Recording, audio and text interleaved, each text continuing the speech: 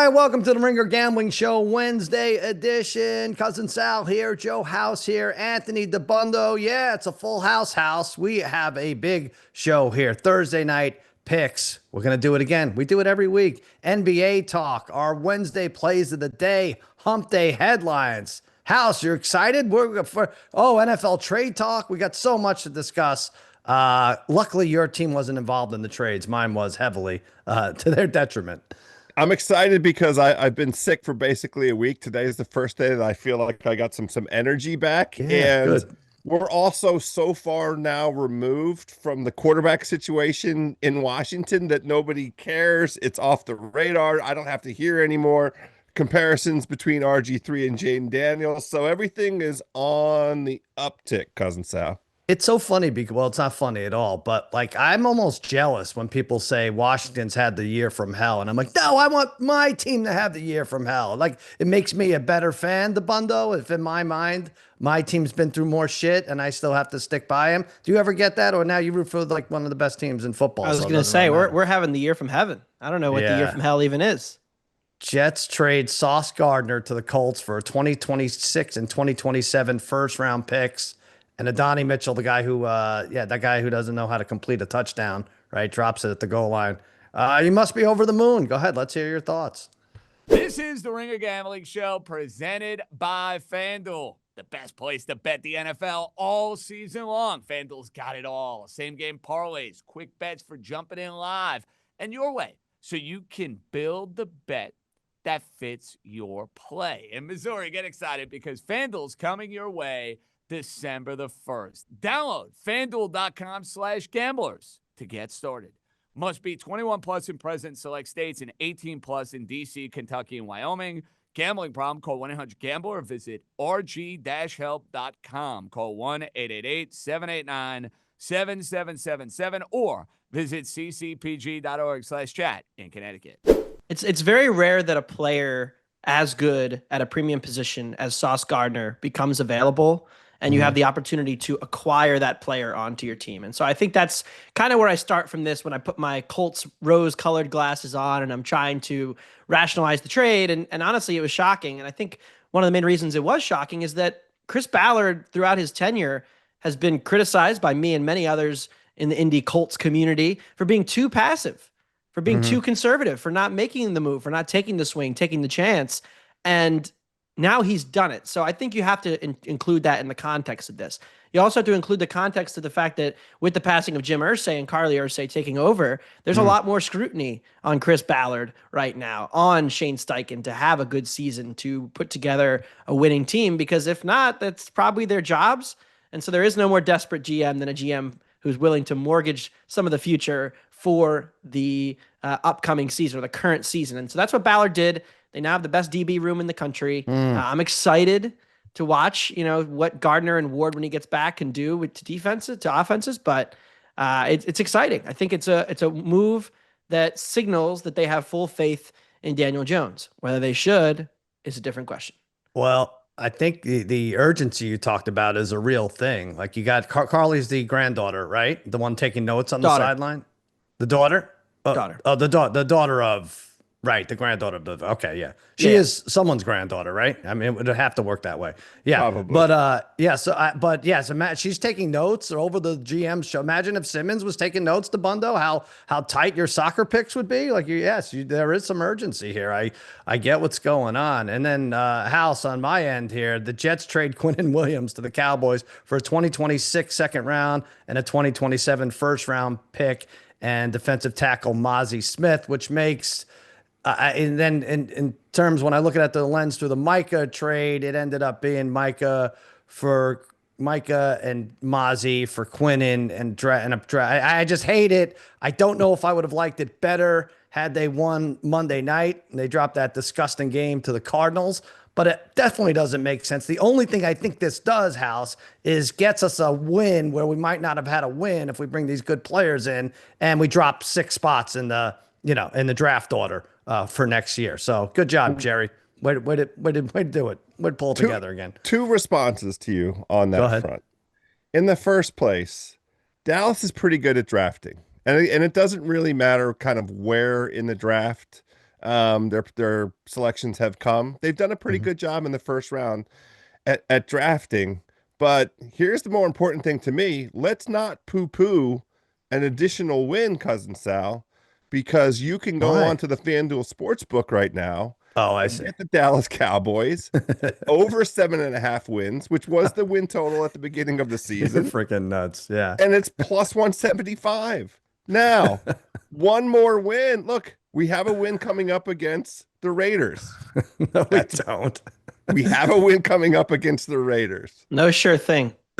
We When you have a that win defense. coming up When you have against that the Raiders. defense, no sure thing, House. Okay. The I mean, Bengals the had a win offense was coming the up sure against the thing, Jets, Dabbundo. and then the offense defense was a sure thing, and then had and then it wasn't Monday. Like so, yeah. Go ahead, House. I'll let you finish. I'll giggle along the way. Go ahead. There is still Washington and New York Right. on the schedule. Yeah. That's 6. Both of those are road games. Yes. Yes, both Mhm. of those are road games. I'm not willing to call a home game against the Vikings anything other than a 50-50, especially if JJ McCarthy, or who did they just sign? Because Wentz is out for the season. They just signed another quarterback in Minnesota to play backup for them. Did I miss that? I must have missed it. I'm but- disappointed that Brosmer Nation is not going to get their time. Yeah, really. Well, They don't maybe trust this guy. I thought they signed somebody this week. So we're in the ballpark, and who knows what's going to be going on with the Chargers by week 16. They're already decimated offensive line. That's Oh, you're also going a over the home schedule game. still, That could yeah. be a Well, all right. So anyway, you're saying, what I'm saying is good yes. for the bettor who wants to go on FanDuel and bet them over 7.5. Not good for the team who's going to drop in the draft order. And maybe this didn't make sense regardless. So I don't care about that. I don't know. I don't care at all about that. I know you're not a fan. I want to but win 7.5. I want to hit over Jerry, 7.5. Jerry was so excited. I almost think he has like no short-term memory. It's like, yeah, he completely forgot about the Arizona game. Look what I did today. Like he remembers 35 years ago and he remembers today. And that's it. Like I don't think he remembers anything like a week before, whatever. But yeah, not a fun time to be a Cowboys fan. I'll quickly go over some of these other. Saints traded Trevor Penning, offensive lineman, to the Chargers for a 6th rounder. That's pretty good. With Joe Alt being out, that good pickup for the Chargers. Dolphins traded a couple days ago Jalen Phillips to the Eagles for a 2026 3rd-round pick. Boy, that right there in your backyard, Dabbundo. What Howie Roseman, what a pain in the ass he must be. I was talking about it. To pull off all these trades every single day, there's a trade he pulls off. Well, it's so funny because like he's reached the kind of the Rays baseball status where the minute a trade happens, people just assume the Eagles have won the trade, and like that hasn't always been true. Like they've made, like you said, they've made a lot of moves this year. Right.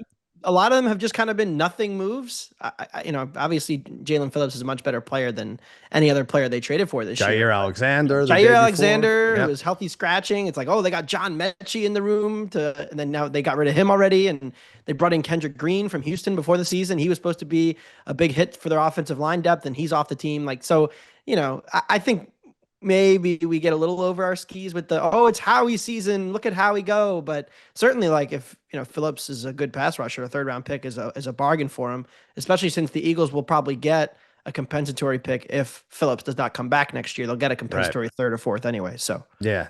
They always seem to figure it out. They don't lose too badly on these things. All right. So House, I think we're getting better with the Cowboys love. I think 2 weeks ago, Dabbundo had them to win the NFC East at 6-1. I reluctantly took them to lose in the first round of the playoffs as a hedge to our other 7-team NFC playoff team bet. That ain't happening either. And now you're saying over 7.5. Hopefully this is the last of the unfound Cowboys love. But let's do this Thursday night game. How about it? Denver. What are we saying, Dabbundo? I know you wanted your line here, but it's still 9.5, right? yeah, no 42.5? 10 yet. Still waiting. Denver coming off another fortunate win, beating the Texans, who lost C.J. Stroud to a concussion. They had to take out Davis Mills. They have feasted off of subpar quarterbacks, and sad to say, they have another one here in Geno Smith, who was much better as a Seahawk than he was a Raider. Pete Carroll, I don't think he saw this coming.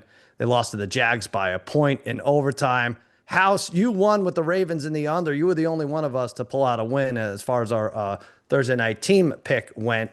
What you going with this week? I'm perfectly satisfied with the number. It was 8.5 kind of Sunday into Monday. I think relatively quickly bet up to 9.5. I have absolutely no problem whatsoever laying anything less than 10. This Denver team has shown us that they love to beat up on crappy teams, especially at home. And I mean, I can go through the resume of each team and do some, breakdown of where the Raiders are in terms of points per drive and, where they are. I mean, it is worth talking about the fact that they do turn the ball over on nearly 16% of their possessions. It is probably worth talking about how easy opponents of the Raiders have achieved converting third downs. But, this is really just a situation where it's a divisional game for Denver. Denver continues to win close games. They know they have to take care of business at home. I don't think that Geno Smith, even with Brock Bowers back, is going to put up much of a fight, and especially an overtime game with 77 snaps for the defense on the Raiders. Let's go ahead and just lay the points with Denver. Yeah, I'm with you. I'm going to adjust it even more, though, to 16.5. You get plus 220 there. I like these adjusted numbers. I adjusted against the Raiders when they played the Chiefs, and they didn't even score that game. The last three on the road, House, they've lost by 31, 34, and 17 to your Commanders. That's gross, right? Gross. So I think it'll be about 34-14. I'm going to lay the adjusted 16.5. By the way, these night games, these standalone games, blowout city lately, right? I mean, the Cowboys, whatever, Cardinals, but 3 of the last 4 Thursday night games decided by 17 or more. Last 4 Sunday night games decided by double digits. I think we see another one. We have a historically bad team coming off, like you said, House, an overtime game, going on the road during a short week against a shutdown defense. I think this is one of the games where it doesn't matter that Bo Nix doesn't wake up until like the middle of the third quarter, because the Raiders probably aren't going to have too many points by then. There'll be a couple Max Crosby moments. For the most part, this is a passive defense, and a lot of it because the opposition starts with nice field position. 30th on third down defense for Pete Carroll's squad. So that's good news for scrambling Bo Nix. Like I said, 34-14. I'm laying the 16.5. All right, Dabbundo, what's the big decision here? I think you want to take the Raiders, and you're waiting. That's why I waited and had you go last. Has it moved to 10 yet? It has not moved to 10 yet, but thankfully the game is not, Wednesday at noon. I can wait and see until we get a little closer to kickoff. It should be Wednesday at noon. By the way, it really should be Wednesday at noon. It's that bad. I agree. Just see how many people would watch a game if they played it between the Raiders and the Broncos on a Wednesday afternoon. But I mean, this number is gotten a little too high for me. And I know that Denver, I've been kind of anti-Denver. I think generally speaking this season, I still have my doubts about Denver. If you go quarterback success rate, quarters 1 to 3 this season, it's like Tua, Bo Nix, Russ, Dylan Gabriel, Justin Fields. Like those are like the worst quarterbacks in the NFL. Geno's not bottom 5? Geno's down there, but he's not in the bottom 5. Okay. He's above Bo Nix. Geno's just had a turnover problem more than a success rate problem. But when I look at the Denver offense, I tweeted this earlier in the week, and I think this is something I want to maintain throughout the course of the season.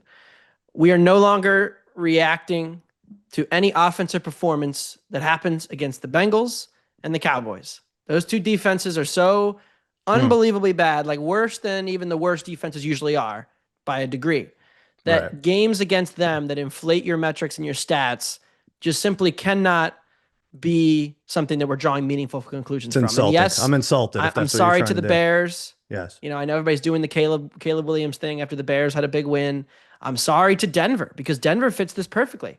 I went through, I was curious. I just did EPA per dropback for the Broncos, league average. Okay. If you take out the 2 games against those 2 defenses where Bo Nix looks spectacular, 25th. This is not a good enough passing offense, which is, by the way, worse than the Raiders. Not a good enough passing offense to justify this spread for me. I know the spot sucks. I know it's the Raiders off, an extra 10 minutes of football at altitude on the road on a short week. But this Denver offense, we've seen them try to lay points all year, and it's never gone well for the most part, except for the Jake Browning game. So I'm going with the Raiders, but I'm waiting to see if it gets a 10. I will take 9.5 if I have to. but I want to see if it gets a 10. This could be an ugly stand. I mean, we went over how ugly these standalone games have been anyway. But who did they play on that Sunday in overseas, that Denver game? Was that the Jets? Jets. Oh, that was the Jets, right? Yeah. Yeah.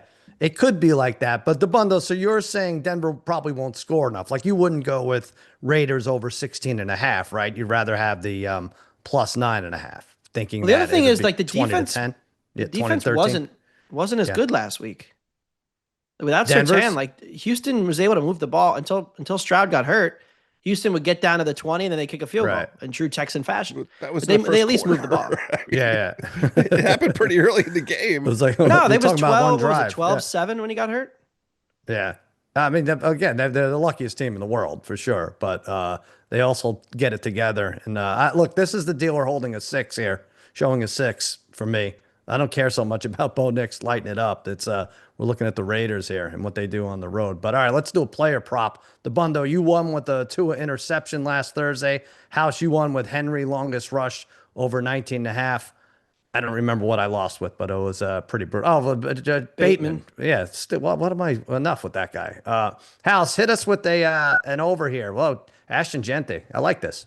They're working Ashton Genty, the Raiders are, into their passing offense because he really isn't doing much on the ground, and that's not really his fault. They are now not able to establish anything in terms of success on the ground with their rookie. So to the credit of I guess Chip Kelly, they're innovating a little. Hey, this guy can catch the ball. 5 catches last week against Jacksonville for 47 yards and a touchdown. And what we're seeing over since week 5, he's 8th among all running backs in terms of receiving yards. He is in the top 5 in target share of all running backs, top 10 in route participation, nearly 56% of Geno Smith's dropbacks. He's running routes. So that all, speaks well. We know for sure also that Denver will just take the run away. So go ahead and Genty over 18.5 receiving yards is what we're going to do.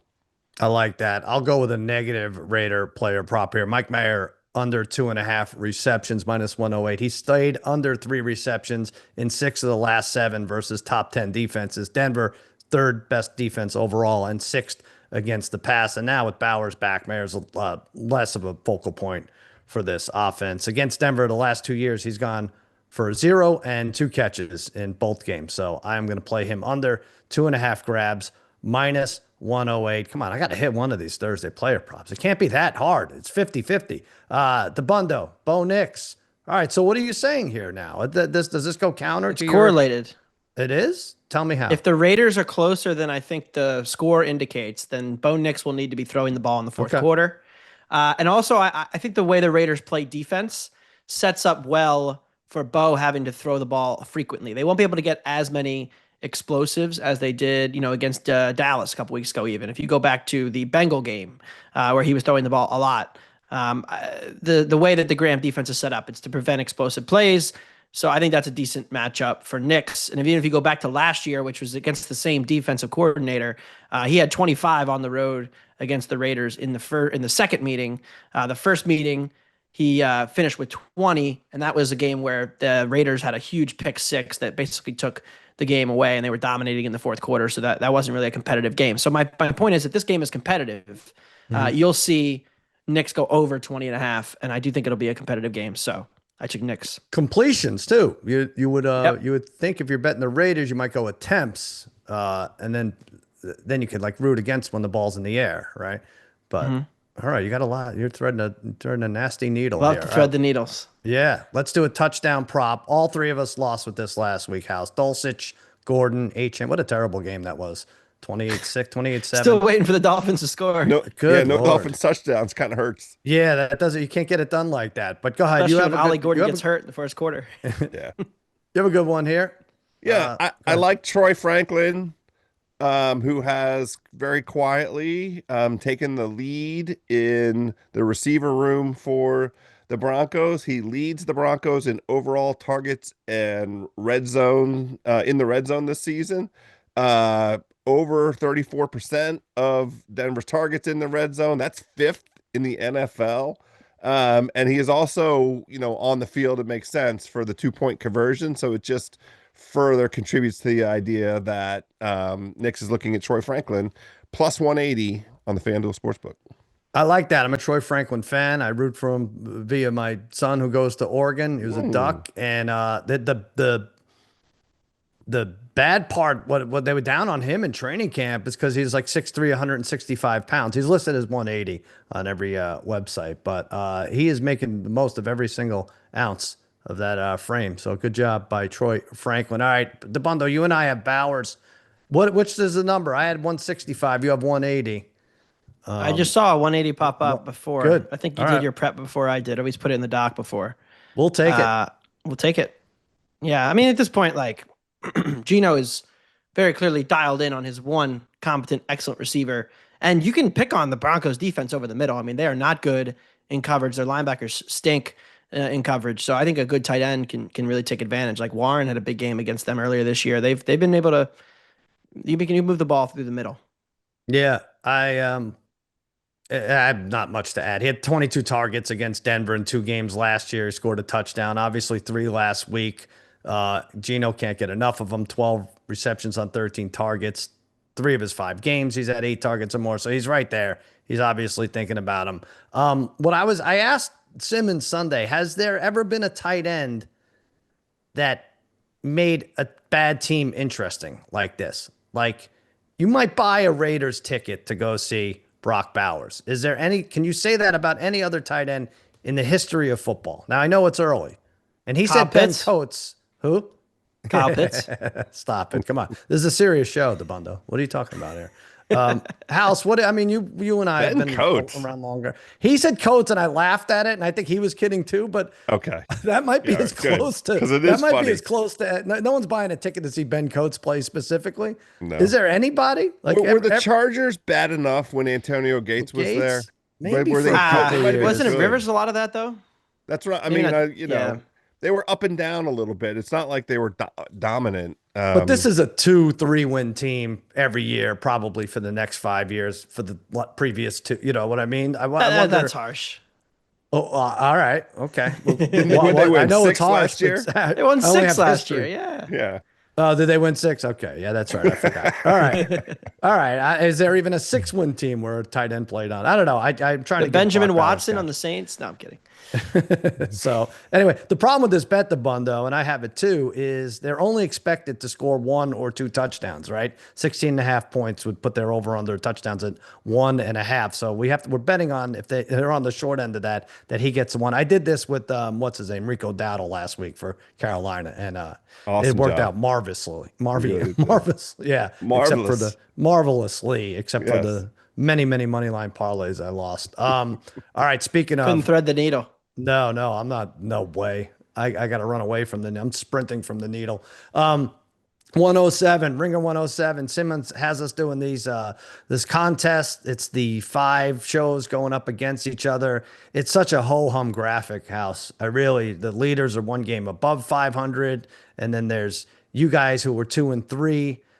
We were also 2 and 3. We're 1 and 2 games off the lead, respectively. Do you feel like you have any momentum, you and Simmons, coming into this week?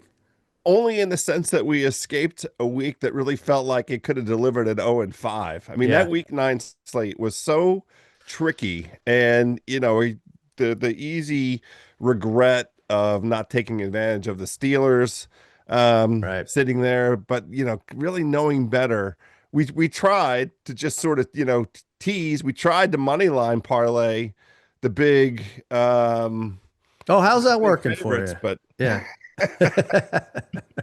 What was it again? It was Detroit, right? Or Green Bay? Was it Detroit or Green Bay? We played Detroit because I really had conviction that Detroit was gonna handle. Yeah, that sucked. The JJ McCarthy return with a little bit more poise. They just weren't ready for JJ. I'm with you, House. Dabbundo actually texted me at one point, I think probably in mid third quarter of the early games, 0 and 5. He thought we were going 0 and 5. We got lucky. Well, that Chicago game, which I'm not apologizing for. House, you guys had Chicago too, right? We did have Chicago over Cincinnati. We did. Chicago was we the right definitely side. did. Yes. Oh yeah, you definitely did because the line and everything. Right. Yeah, right. Controversy. Right. All right. So they came through for us. That was good. That makes me feel like there might be a gambling god in heaven somewhere. When Finally, we got one of those. We've had those go against us all year. Yeah. The late collapses have not been our friends right all season. Arizona, Baltimore. They know who they are, those teams that have well, cost Green us Bay. all year. Well, no, the Eagles, Rams was the worst, right? Yep. And so, yeah, that was bad. All right. So let's take a quick break here. Hey, Ringer, the gambling show is brought to you by FanDuel. Thursday Night Football continues to deliver, and FanDuel's keeping the energy up with their $2 million Thursday Night Football jackpot. What is this? This is what it is. Place an anytime touchdown scorer bet using your profit boost, and your player scores the first or last touchdown of the game. You'll earn a share of $2 million in bonus bets. Oh, wow. Dabbundo and I say it's going to be Brock Bowers. House says it's going to be Troy Franklin. Let's get that going. Hey, head to fanduel.com/gamblers to download the app and get started. FanDuel's an official sportsbook partner of the NFL. You must be 21 or older and present in select states, or 18 or older and present in DC, Kentucky, or Wyoming. Opt-in, must apply profit boost token on the select market. Prize pool to be split equally among all eligible participants who made the correct first or last touchdown pick. Bonus is issued as non-withdrawable bonus bets, which expire 21 days after receipt. Restrictions apply. See terms at sportsbook.fanduel.com. If you have a gambling problem, call 1-800-GAMBLER or visit rg-help.com. Call 1-888-789-7777 or visit ccpg.org/chat in Connecticut. All right, college football. Let's do it quickly. The top 25 rankings are out. It looks like, here's my takeaways. First of all, it's a waste of time. Secondly, it looks like the ACC is only going to get one team, putting Virginia there and the other teams much lower. I think that's what it looks like there. It's going to be tough for a second to sneak in. Not the case with the Big 12. It looks like they could get two, most likely. Texas on the outside looking in, and it appears Oregon, being at 9, can't lose, sitting right there at 9. I think Dabbundo, you figured that out there. When you picked Washington to jump over Oregon, they obviously would have to sweep and get that win. So that could be a team that switches places. 10 is the cut line, to speak in House's terms there. So there you go, House. You didn't really care, right? Ohio State's plus 220, Indiana plus 470, Alabama plus 750. The first two favorites went way down. Anybody have a take on the aside from it being a waste of time to unveil these teams? It's the first round matchups that are the best opportunity. I made so much money last year. I mean, for me, a guy that doesn't bet college football, I thought the playoff structure was immaculate, even with the insane, outcome of the best team having to beat the other best team, before the national championship. Right. But the first round being, this road game for a team onto another team's campus, the impacts of weather and circumstance were amazing. I mean, Tennessee had to travel last year. What was it, to Ohio State? Yeah. And the number couldn't have been high enough. So this is what I'm focusing now. I'm looking at the first round because we're not going to have any great teams playing. They've set it up so that more teams get the bye, right? Yeah. And so I think, like, boy, oh boy.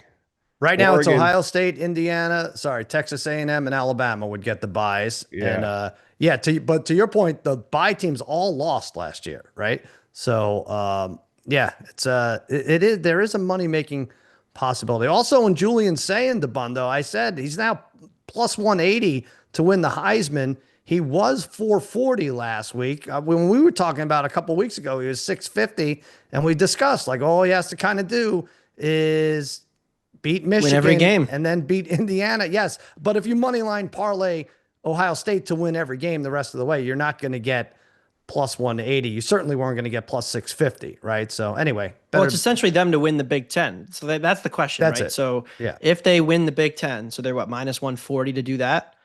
Does Yes. Sayin just win the Heisman because he has to beat Mendoza to do that, most Right. likely, and he has to beat Michigan too. But I feel like if Sayin has a big game, Michigan Ohio State is going to be obviously a hugely televised, talked about game. if Sayan has a big game and they finally get over the hump and they finally beat Michigan, which they should do, then isn't he the clear Heisman favorite?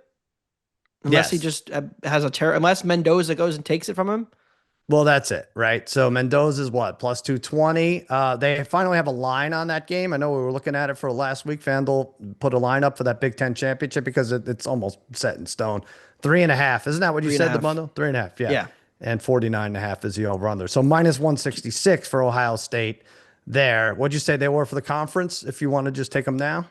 Minus 140, I think it was. That's also because they have to beat Michigan. If they lose to Michigan, they won't even be in the game because Michigan would have a better record in the conference and they would have beaten them head-to-head. So you have to decide I think Oregon, the door would be open for Oregon too. Right. You have to decide if minus 140 is worth it. You're counting on the win over Michigan versus, versus waiting to see if they play Indiana. All right, House, I'm sorry to bore you with this nonsense. We got hardwood action here. A few good games last night, right? Raptors, Bucks, 128-100. Barrett and Barnes, 23 apiece. Sixers, Bulls. The Bulls down 24, House. Josh Giddey, first Bull with consecutive triple-doubles since... Don't hurt yourself. Don't hurt yourself. Michael Jordan? Yes, exactly. Oh, one of the top 25. I was going to say maybe like Kurt Heinrich or I was thinking Joakim Noah. Yeah. You would think though, right? That's a long time between Bulls consecutive triple doubles. So yes. Joe Noah could have done it. Did the Bulls win the trade? Interesting. Caruso for Giddey, did they win the trade? Right. This is tough. But we said at the time it was a fair trade. It's still a fair trade. It was a good trade for both teams. Yeah. This is the best version of Giddey. We would have never seen this version of Giddey if he was on Oklahoma City. Never. So it's very good. And this is very unbull-like, coming down back from 24 down. Thunder 7-0. They beat the Clippers. Are they going to lose? I'm going to lose my under 63.5 win bet there because they had seven free off the bat here. House, what are we thinking about this Thunder team? The thing that's scary for that bet and any inclination to fade Oklahoma City is that they're already playing without their second best player. So I know. Not. They've got one. It's not a full arm tied behind their back, but they're playing, a tiny bit behind. And this was true also last season.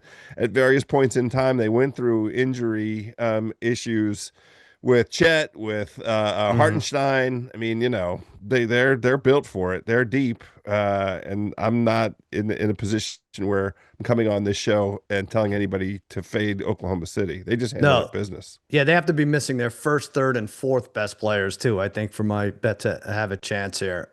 What was Raheem complaining about? He hates the regular season's a joke already. It's early November. He said the regular season's a joke. He gave up already. What was it? It was something about like Luka and Reeves didn't play and then they still went over by 20 points. And he was like, this is such a silly sport. Like, why do we bet on this every night? Which honestly, like, I feel that I don't do a ton of NBA regular season because it's like, okay, I have to spend hours to figure out who is playing and not playing. And I'm sure House, you do this too. You probably spend more time looking at injury reports than you could ever want to. And then you bet a game and it moves 4 points. You're like, oh, great job by me. And then they lose. They just decided they didn't really care that night, so they lost. So I don't know how people do it. I mean, props are a different story, but unless you're a friend of Terry Rozier or you have some kind of news, it feels like pretty tough to do day to day. Well, props are not a different story. House, tell Dabbundo, props are not. You'll lose heartbreakers on props the same way, but it is. We lost one on this show. We had the Sengun double. We gave it out on this show. It was a tremendous play. And he came within 1 assist and 2 rebounds of giving us a delicious double-double. You have to handicap. Are you on a team that's going to win by too much that your guy's going to sit, to 2/3 of the fourth quarter or something? There's a lot that goes into it. They have the line. I'm not saying people should stop betting, but I'm trying to figure out what's more tedious, betting baseball every day or basketball. It is a freaking grind. I've scaled back a little bit. I don't know. Probably basketball, actually, because of the unavailability. Like, you kind of know who's going to play every night. Like, generally who the starting pitcher is going to be. You know that most of the star players on the team are going to be in the game. There's different factors like weather and bullpen usage and all that stuff. But I would say NBA is worse. House, who's going to win the NBA Cup? You got an NBA Cup future for me?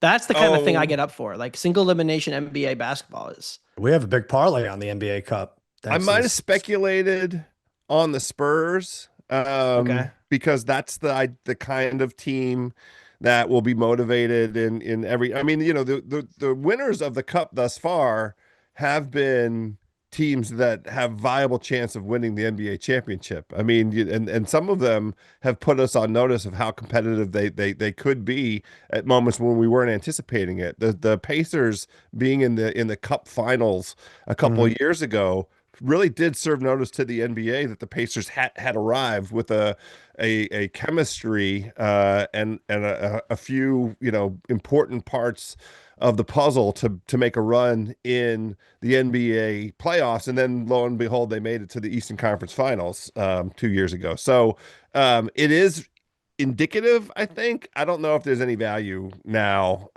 on any teams coming in here. I kind of wanted to play on the Knicks because they fit the profile of a team that I would like, but I don't like the price. They're So, 15 The to Knicks 1. lost their first game. Right. yes. They lost their first game. The Spurs, as you mentioned, are 30 to 1. So they're right in there. We have a what's our NBA Cup parlay? Sixers, Bucks, Thunder and Spurs To win their win groups, their groups, right? respective And groups. we have a Spurs loss got a now tough with the group. Sixers. How many are we allowed to lose? We have Well, one you can loss go with the 3 and Sixers. 1 and still win the group. Yeah, one. Yeah, one Okay, is so it. they got to go crazy here, the Sixers. The Sixers group is Brooklyn, Detroit, and Orlando. They got to beat all 3 of them. There you go. All right. We'll But keep yeah, I an mean, eye the on that. Spurs group is tough. I was trying to figure out like who's my horse going to be because I had Indiana a couple years ago, a long shot on them, and then we lost the final. But I was looking. I think the Knicks as a potential buy after they lose their first game because they should be able to take care of the Hornets and the Heat and the Bucks if they need Right. to. Then they win the group at 3 and 1, and we're like, oh, there you go. I think it's fun to basketball. take a few of those teams in the middle. Orlando, Golden State, the Knicks, they're all around 15, 16 to 1, right? I mean, if you don't pull the trigger on like the teams like the Spurs that we discussed, but right in there, take a shot, right? It's the NBA Cup. House, you're right. It's not like the 70s when we watched the NBA Cup. It was always a lousy team winning. Nobody else. Oh, no, wait. This has been 2 years. College basketball. I bowed down to you, Dabbundo. You had Duke. I had Texas. You got them at 7.5. I got Texas plus 9.5. I was like, oh, maybe there's a little middle here. And I think it was a 2-point game at half. And then Duke just blew them out 75-60. This Cam Boozer is the real deal and really might not even be the top 2 best players, right? 15 points, 13 rebounds. He had a block. He was good. He was fun to watch. Yeah, I was a little disappointed in the Texas offense. Sean Miller Yeah. traditionally coaches up a great offensive scheme, and they Backcourt was couldn't get bad. anything at the rim.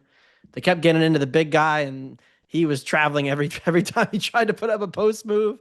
It was a good game, but I mean, Duke in transition was so scary last night. I thought that was the difference in the game. Once they were able to get out and run a little bit, Texas had no answer. So yeah, good win for the Duke Blue Devils. Texas still a work in progress for sure. But yeah, the thing about this early season college hoops, until we get into like feast week, I feel like nothing really matters in terms of like making big picture conclusions about these teams.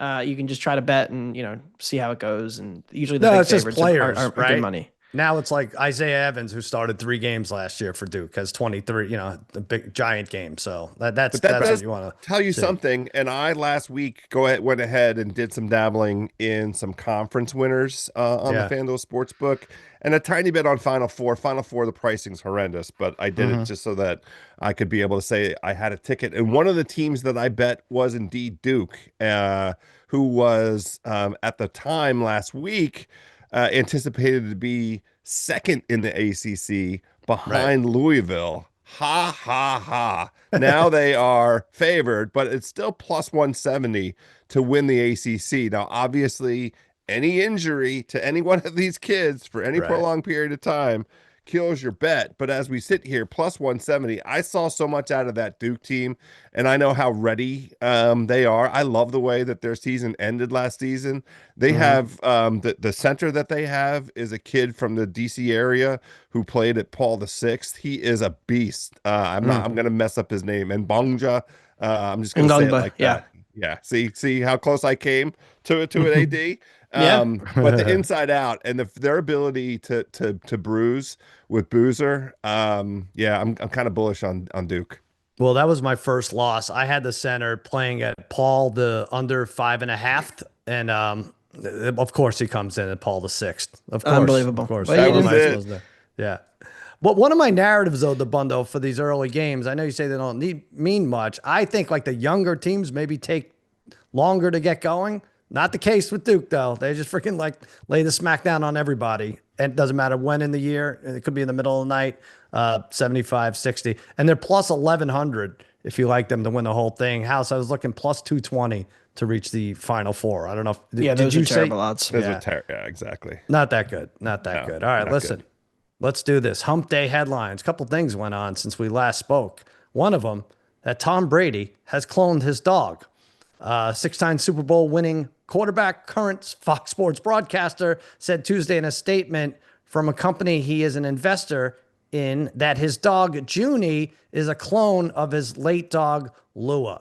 He made the announcement same day. Colossal Biosciences, a venture capital-backed biotech startup, made an acquisition of another animal cloning firm, Viagen Pets and Equine. So I am going to say this is interesting with him. By the way, if Aaron Rodgers had done this, this is all anybody would be talking about.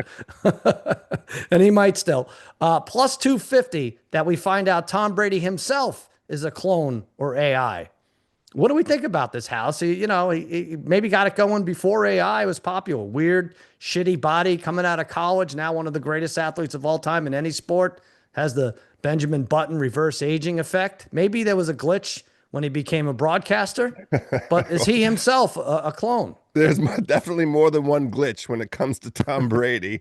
The thing that I'm more interested in, and fortunately, we live in a moment here where you don't have to worry about the SEC or any kind of trading regulation, or it doesn't exist. Crime is legal. Yeah, that's true.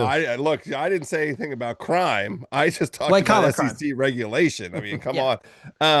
I want to look at this company and see if there is some way. I think they're not there. It's a private company now, but there's got to be a way to get some action because Tom Brady's track record with these investments on these sort of outlier, not the bet, not like 6 Super Bowl rings or however many rings he has. Simmons is going to kill you opposite. guys, by the way. A couple of toilet bowl Why? rings. You both Why? just said it. Tom Brady is a 6-time champion. 7. Oh, 7. Yeah. It's he's 7, not yeah, No, I mean, he'll whatever. be okay with saying 6. I think he actually would rather anyone say 6. Oh, he doesn't than want to 7. acknowledge 2021. Yes, no, Yeah, he that makes doesn't know. sense. He doesn't know it exists. But yeah, well, and you're not. You didn't even mention the Raiders, House. Yes, in terms of his, or did you? I don't know. In terms of his, Yeah, his the Raiders, ventures. Aspiration, Failed FTX, companies. That's right. Yeah, right. dog Yeah. cloning. What about you, His Dabbundo? foray into broadcasting. Yeah, plus 250. Is he a clone himself? Is he just warming us up to the idea? I mean, would you put it past Belichick? Would you put it past him back in 2001, 2002? Yeah, wouldn't you're put worried it about past him. cameras. Get a load of this. We don't even have a real human. He had the on our original roster. AI. Yeah, there you go. All right, another headline here. Oh, there's new food item at the Islanders games. Look at this cinnamon. Pull this up, Mikey Meatballs. This is a cinnamon roll with bacon, egg, and cheese. I am going to put the odds at plus 150. One of these bad boys ends up in the net. Islanders opponent gets credited for a goal. That's how bad a season it's been. House, I'm not a fan. The cinnamon roll, it's too sweet. And by the way, if they're using it as a breakfast sandwich, I'm not putting my head. It's too sticky. It's too messy, right? This is a fork and knife dish, right? Great take, Cousin Sal. You are absolutely Thank on you. the money with this thing. This is a mess. I love the concept of it. I love the innovation of it. How about this? Are the Islanders playing in the morning now? Are the Islanders playing home games Right. for breakfast? Is that what's going on? Yeah. Who comes into a hockey game and says, I need my fix of a breakfast situation? Right. But to your astute observation, it's a freaking mess. You can't eat this with your hands. You're going to get the stuff all over yourself. It's a sticky starting point. to get to the savory middle, you got to squeeze the son of a bitch. Well, go ahead and squeeze it and see what happens to the egg. And the bacon inside that thing isn't a stable element. Sausage would have made more sense because then it's this round. It look like a puck. The whole thing. Now look, I am not coming on this program and telling people to not eat this delicious confection mixture. I do wonder, you have to be careful with the sweet and savory, but the McGriddle's got it right, because I will say the McGriddle, they've got that. So if it's not a too sweet cinnamon roll, then okay, but it can't be. The picture tells us that it's enormous, that the cinnamon bun portion of it dwarfs the savory portion. The ratio is wrong. Enjoy the novelty. I hope that they're lucky enough to sell 10 of these things. Let's just wish them a baby doll best of luck, AD. I'm with. By the way, go. I'm with you on. I think the two big points there are we don't need breakfast at 8 p.m. when they drop the puck. No one's looking for a porridge item, right? Secondly, you're asking for a second trip to the bathroom, an extra trip to the bathroom, because there's nothing you could do at your seat to wash your hands and cleanse your hands of the sticky mess if you're going to choose to eat this as a sandwich. Go ahead, Dabbundo.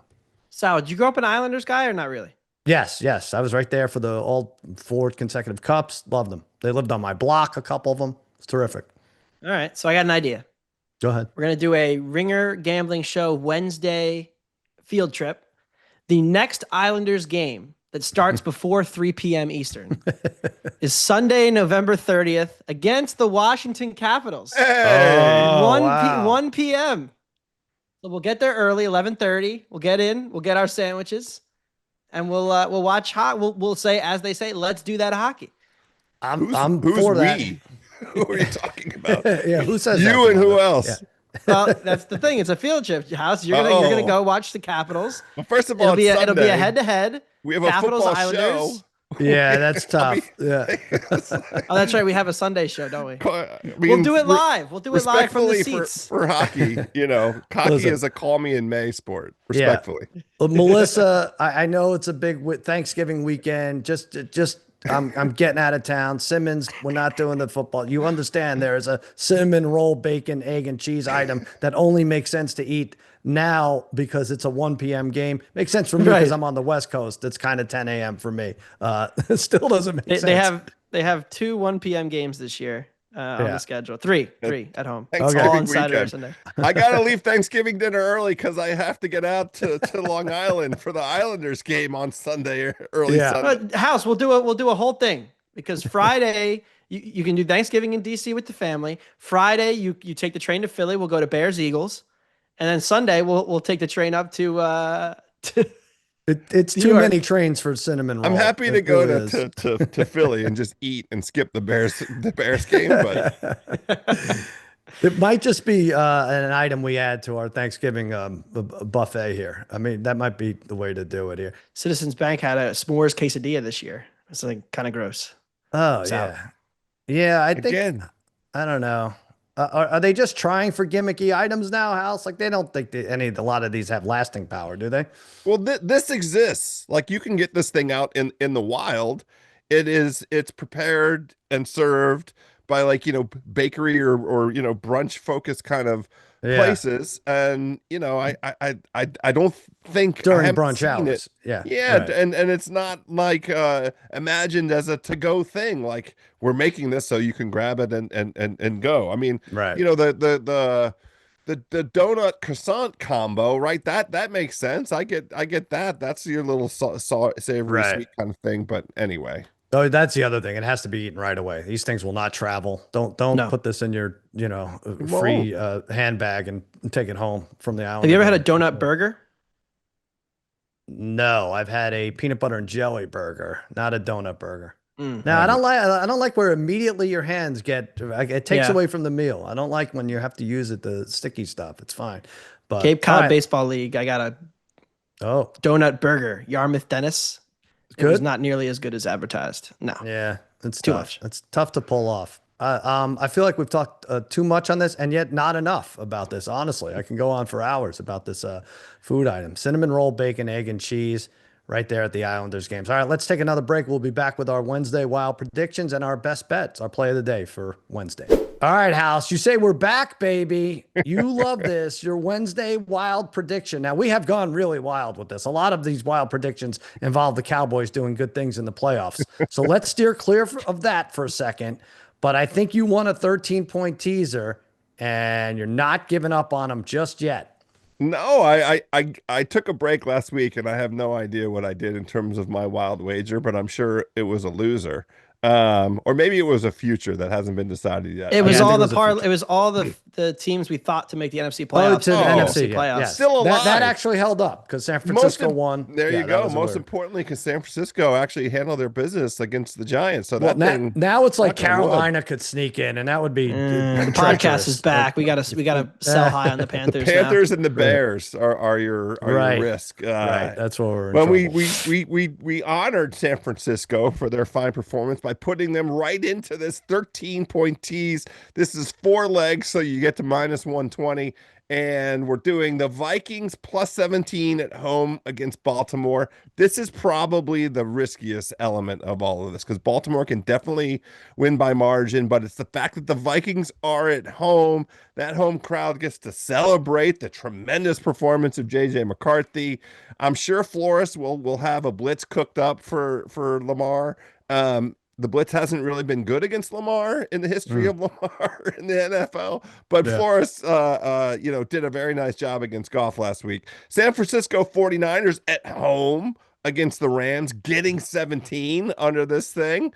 All this is the idea that these two teams play each other tight. We had the very unexpected outcome in week 5 of the Niners winning a game where they were out-yardaged, out-metriced in every aspect except for fumbling the goddamn ball on the goal line by the Rams, and that's why they won. But Niners getting 17. Steelers +16. All they're doing is traveling to their West Coast home, Los Angeles, to play the Chargers. How many people, are going to be there for give me the ratio of Steelers fans versus It could get Chargers. to 80. I mean, we like to laugh at it. Chargers, no Chargers fan. It could get to 80-20 with the Steelers. My son, who's a Steelers fan, inexplicably, as explicable as me being a Cowboys fan, will be going there with my wife because I go with Simmons. Yeah, I think there's just a ton of Steelers fans.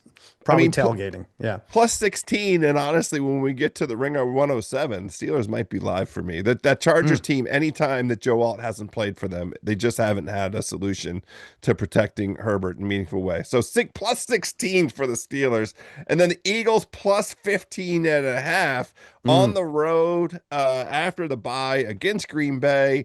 Normally you would say, Lambeau, it's very scary. How about this? Green Bay just showed us that they can't beat the Carolina Panthers at their own home, so they can all suck it. Eagles +15.5. That's a 13-point tease right there. Wow. So who screws it up? You think the Vikings most likely screw it up? That's the one I'm most nervous about, to be honest with you. I have my wacky Wednesday wager is I have it that's contrary to yours, although I guess we could win both here. No, they both are available.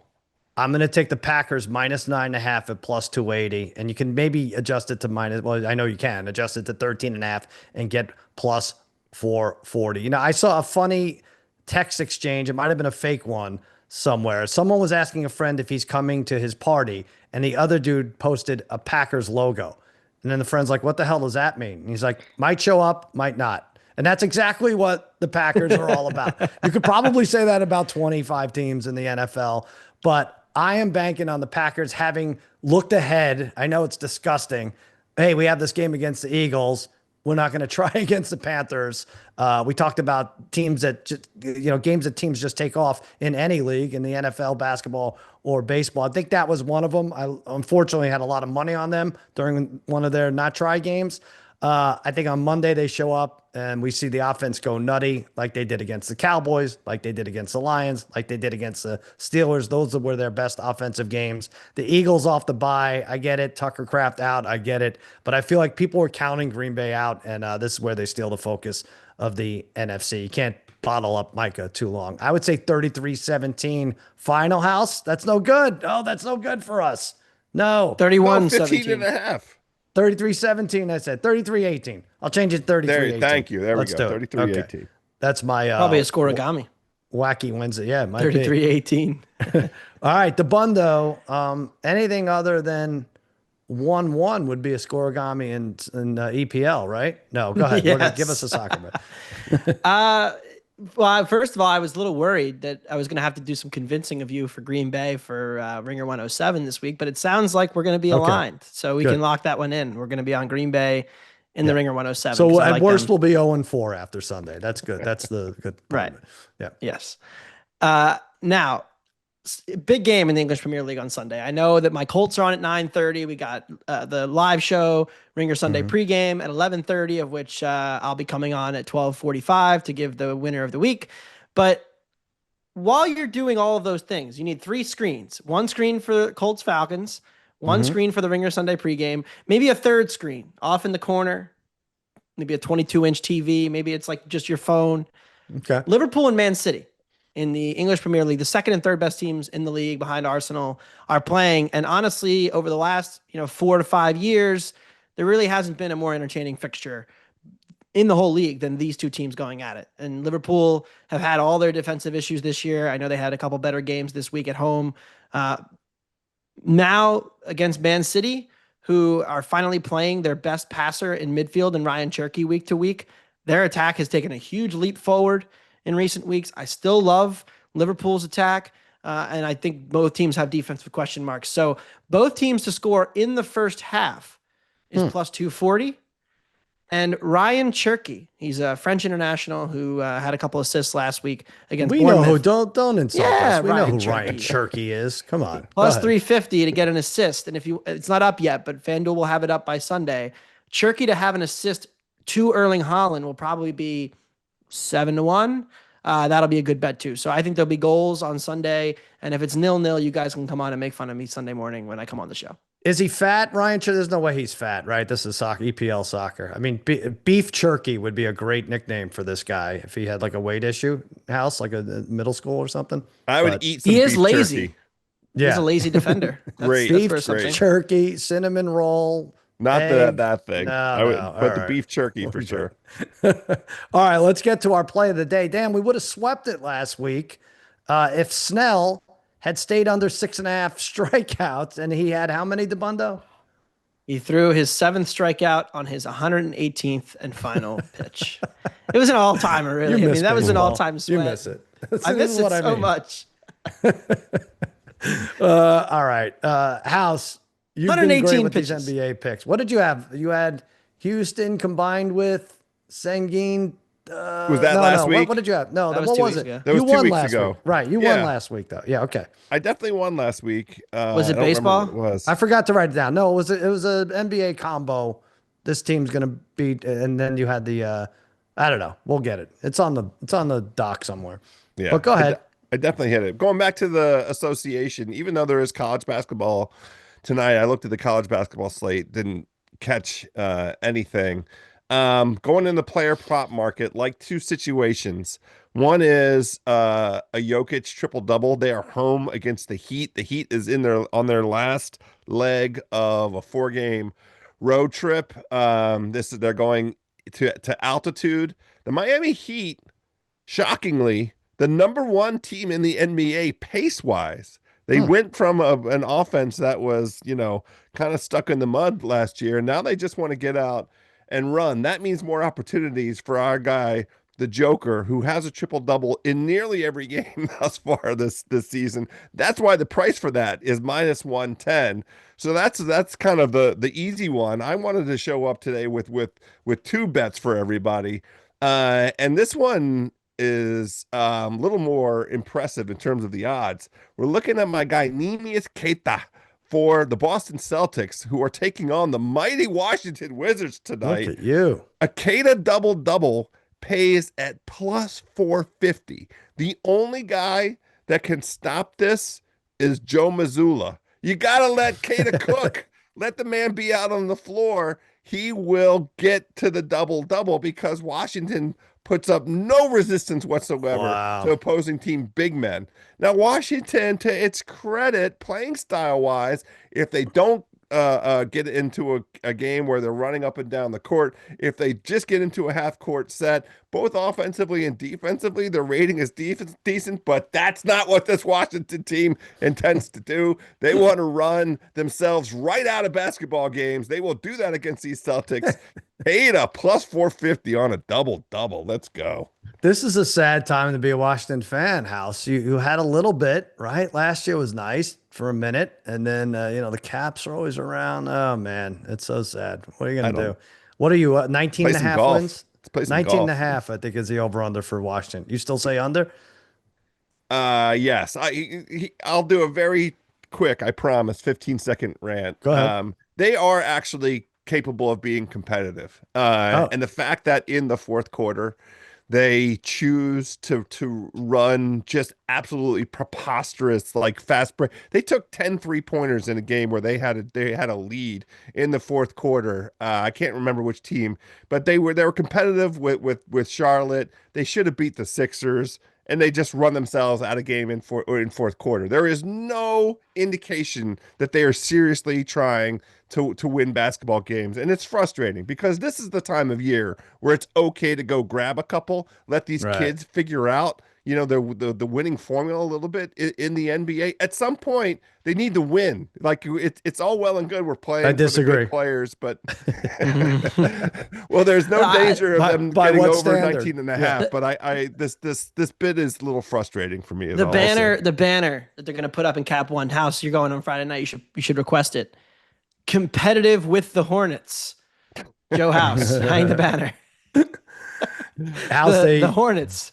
we joked with you on a text. Maybe it's not a joke that FanDuel, somebody should send you an alert when they're up double digits in the fourth quarter, because that's when you could get your best live odds, right? I'm pretty sure on this show or one of the many shows I appear on, I've told everybody, anytime you see the Wizards up and you get plus odds for an outcome for them, you must go bet the other side right away. Don't wait. Yes. One of the 10 commandments of betting. It really is. All right. We should do that one of these times. Here's what I'm doing. A commandment of betting in the NBA is don't even try to put 3 money line favorites together on a parlay to win, because I look back, the last time that happened, 1979, November. What is it was late November, but it was November. No.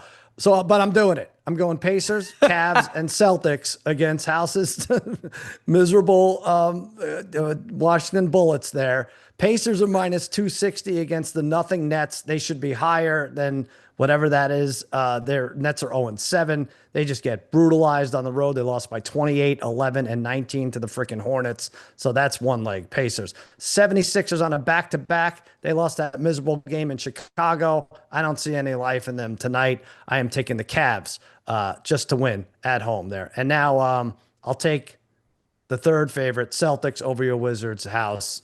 Pays. I don't even need to go into it, right? Pays even money. I know it's only even money. I know it's 3 teams. I know it's the NBA on a random Wednesday night in November, but I'm doing it. Pacers, Cavs, Celtics plus 100 exactly. All right, AD, you took a lot of time making this pick. We went to you last, just in case you wanted to change it. What's it looking like? Best bet. Yeah, we're gonna lay the degenerate special, 10:30 p.m. Eastern tonight. Loyola Marymount minus 7.5 against the Fighting Cowherds of Eastern Washington. I mean, Eastern Washington was really impressive in their first game. They went to Pauley Pavilion at UCLA. They were within 10 late. They lost by 6, made a nice little late run there. They were very competitive, very respectful. But the metric bump that they got off of this, like all the models that project out these college games, I think it said a lot more about UCLA's defense than it did about Eastern Washington. And so now you're getting an inflated price on Eastern Washington, and you can lay Marymount minus 7.5 at home. I think they'll probably should close 9.5, maybe 10, and they're going to win this game by double digits. There you go. All right. Those are our 3 Wednesday winners. Let's do it. Let's sweep. We were so close last week. What do we have? House, we're going to see you on Sunday. I think it's an extended show. There's big news. I don't want to break the news here. It's going to look a little different, the pregame show, and maybe go a little longer and maybe air somewhere else. Air everywhere. Anywhere. It's not Netflix, but we're getting there. We're getting there with the pregame show. So that's where you'll see me. You'll see House. You'll see Dabbundo. You'll see me, Dabbundo, and Danny Heifetz and Derrick Henry on Friday on the Ringer Gambling Show. Yeah, that's the new 4. That's the new 4 everyone's talking about. Rich Paul insisted they bring Derrick Henry along, and then now he's on a Ringer Gambling Show. So there you go. We'll see him. I'll have that interview. And that does it for another episode of the Ringer Gambling Show. For me, for Joe House and Anthony Dabbundo, happy handicapping, and may your parlays be prosperous.